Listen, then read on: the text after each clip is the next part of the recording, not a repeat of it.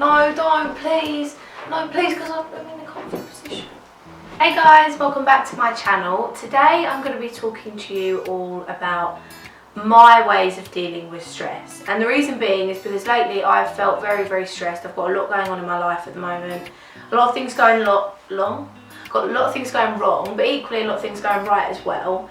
And I've had plenty of people, whether it be Connor, my mum and dad, my nan and granddad, my friends, come to me and tell me how to deal with my stress in a really, really good way. So I thought I'd pass that on to you guys in case any of you guys are feeling stressed. And it all applies to things like exams or work or relationship troubles or whatever you can feel stressed about. You can apply it to your certain stress case, if you know what I mean. Does that make sense?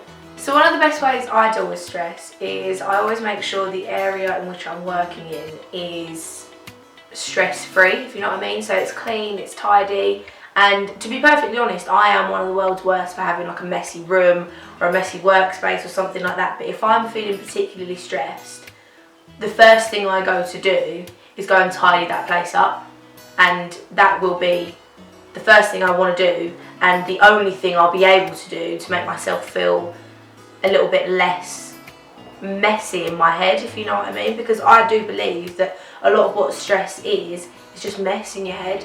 The way I look at it is, say you had a piece of paper in front of you and someone just scribbled on that piece of paper, did the biggest scribble you've ever seen.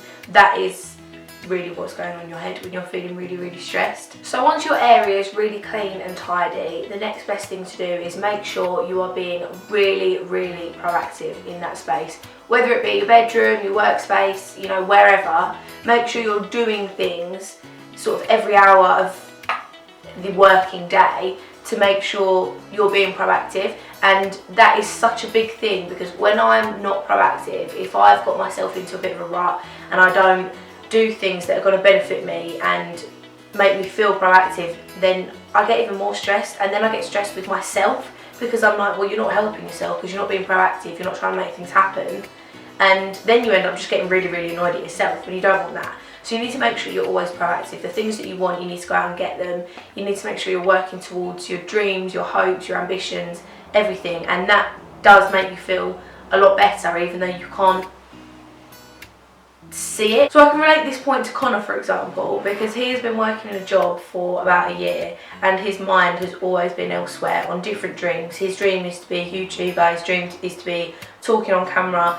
and stuff like that, and he's been working in a job that he loves, but it's not his dream, and it shows how stressed he gets because he loves his job but his heart is telling him he can't be in it anymore and he has to go and follow his dreams, and that gets someone really, really stressed. So you have to make sure you're doing what you want to do, make sure you're doing what makes you happy, otherwise you're just going to live your life in one big stress ball, and no one wants that. So the next point I would say is make sure you give yourself relaxation time, and that's something that I've never really often done. Like, I never really said to myself, right, go and have a nice bath and light some candles, or go and lay down and watch a film, or go and do this, go and do that. I've never really done that. I've kind of just worked, sat down, worked, sat down, worked, sat down, if you know what I mean. Like, there was never a dedicated time for me to go and relax, and that's a really, really big thing, because you need you time, if you know what I mean. Like, you need time where it's really relaxing and you don't think about the things that are making you stressed. So my advice would be, go and run a really, really nice bath, or go and lay down and watch a film, or go and have a cuddle with your boyfriend / girlfriend, or go and have a drink with your mate, or something like that, that takes your mind away from the stressful things and you just sit there thinking about the things that make you really, really happy. What was the fourth one? Oh, cut negative people out of your life. Negative. You don't really need to talk a lot about this one. I literally made this one like, cut negative people out of your life. There isn't really much more to say. If they don't believe in you, they don't believe in what you're doing, then see you later, because in my eyes they're a waste of time. All they'll do is drag you down and make you more stressed, because I've dealt with this a lot. So number 4, I believe, is at this age one of the biggest things you can do to cut stress in your life, and this will probably cut your stress level I would say to half, even more than half. The most important one is cut anyone or anything that is causing you trouble, grief, stress, upset, negativity out of your life. There wasn't really much to say about that one, because negative people and negative things who don't believe in you, who want to drag you down, who want to see you upset, who don't want to see you do your best, well, then they're not worth it, are they? So that is something that everyone goes through in life.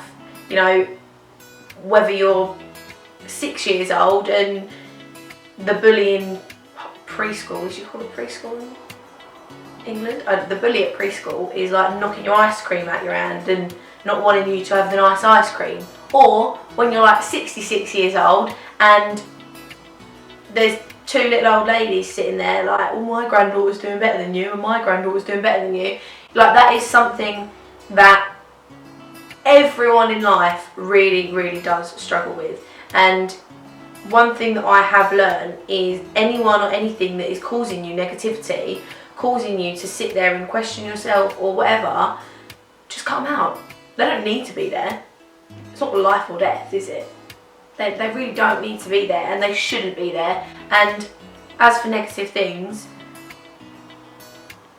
they're not even people, so it doesn't even matter. You're not even upsetting anyone by cutting them out of your life. So just cut anything that's causing you a problem out of your life, and I promise you now, your negativity level and your stress level will cut to more than half. Shall I end it now? Yeah. So guys, I hope you enjoyed this video. If you did, please give it a thumbs up, and if you're new here, then please subscribe, and put your comments down below if you have any ways to deal with stress, or if you've tried any of these things and it's worked. Yeah, just help each other out, give each other advice in the comments, and that'd be really, really good. And just to let you all know, I have started a new thing that I'm going to be doing, where I'm going to be uploading on a Thursday as well. I tested it out a little bit and it was really, really good. I loved it, the interaction was great. So that's what I'm going to be doing. I'm going to be uploading on a Thursday at 6 o'clock every Thursday, and I hope to see you all there. Bye guys, see you soon.